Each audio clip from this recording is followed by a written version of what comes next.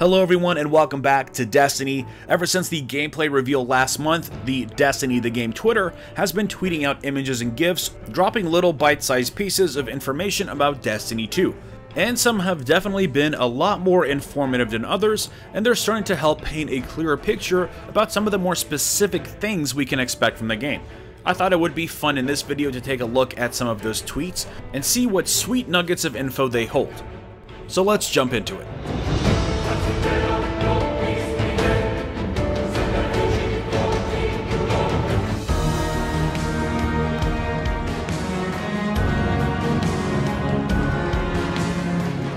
Now, since we're on the topic of Twitter, I want to take a quick moment to invite you over to my Twitter at FuturePho, where you can follow me to stay up to date on Destiny 2. Remember, next week we're jumping into E3, and you can guarantee there's going to be a good amount of Destiny news there as well, so be sure to follow me so you don't miss out. But anyways, moving on. First, I want to clarify that the @Destiny the Game Twitter account is actually run by Activision.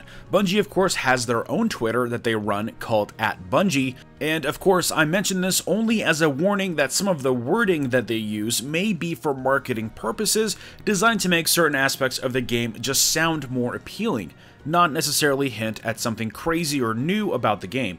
Having said that, let's go over the tweets that I believe actually might hold some interesting new things. The first tweet I want to talk about reads, "Earn new powerful weapons in Destiny 2. Grenade launchers will devastate your foes with explosive force." And of course, this shows a Titan yielding what must be a grenade launcher at a group of Vex. In fact, this must be an exotic grenade launcher, as it doesn't look like any of the other grenade launchers we've seen. The ones we've seen so far typically look like this Haka grenade launcher. This one resembles a shotgun more than anything else. It also looks like it's going to be the Galahorn of grenade launchers, as it's sporting quite an intricate design and what looks like a wolf's head at the end of the barrel. It'll definitely be interesting to see what this weapon's exotic perks are and if they can live up to its epic design. Next, we have a tweet that reads, "Bring your favorite weapons into every battle in Destiny 2's campaign, cooperative missions, and competitive multiplayer modes." This is of course advertising one of Destiny's best features, the fact that you can take your arsenal that you earn through PvE activities into the Crucible, and of course vice versa. I also think it reinforces the idea that Bungie will continue with their same approach to sandbox balancing, which is to say that weapons will not be balanced separately between PvE and PvP. In Destiny 1, they're able to do things like change base damage numbers, but that's about it. Now, I don't have to mention that this is a very divisive topic. Many believe that these sandboxes should be balanced separately, as often sacrifices are made to PvE balancing to keep the Crucible in check.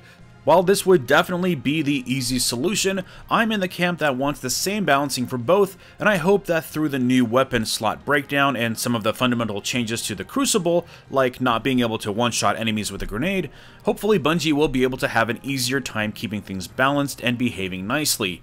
I also don't believe that Destiny will ever be perfectly balanced, and part of me doesn't really want it to be. As frustrating as the Crucible has been at times over the past 3 years, it's kinda neat to have the different weapons have their time to shine, but hopefully it's never going to be as bad as it's been at times over the past few years.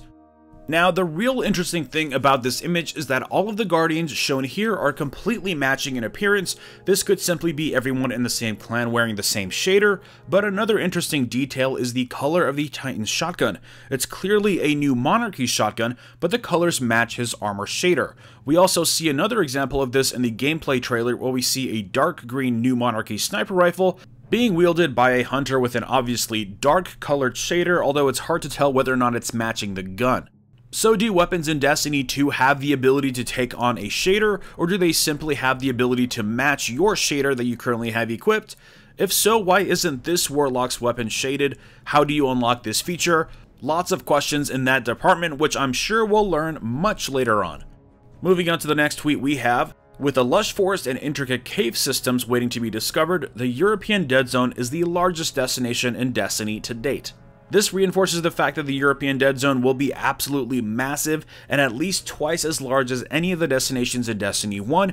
It's also worth keeping in mind that the other 3 destinations of Destiny 2 are not going to be as large as the EDZ, and it appears one of those reasons might be that this destination benefits from an underground network of caves. This is no doubt where we will discover many of those lost sectors, which are of course loot-filled dungeons for us to plunder. I can't even begin to imagine what nasty varieties of Big Bad will be lurking in the dark below. See what I did there? Anyways, those are the tweets that I wanted to spotlight today. Let me know if you enjoyed the review of the Destiny the Game tweets. I think it would be fun to revisit the Twitter every now and again, since they are uploading it daily and sometimes even a few times a day. I think it's awesome that we're getting little hints and tidbits about the game while we await the next big info dump from Bungie or Activision. Or actually probably Game Informer if I had to guess. I'm hoping for a big cover story off the heels of E3, but we'll have to wait and see how they roll things out. Bungie will of course have the game playable on the show floor, but it'll be interesting to see what else they choose to show us, if anything at all. Anyways, drop a like if you enjoyed this video and subscribe for more Destiny content. And I will see you all next time. Initially, you may see the removal of Gambler's Dagger, the perk that granted you an additional throwing knife, as a negative thing. Yes, that perk is gone, but consider this. In the new Way of the Outlaw path, we have Chain of Woe,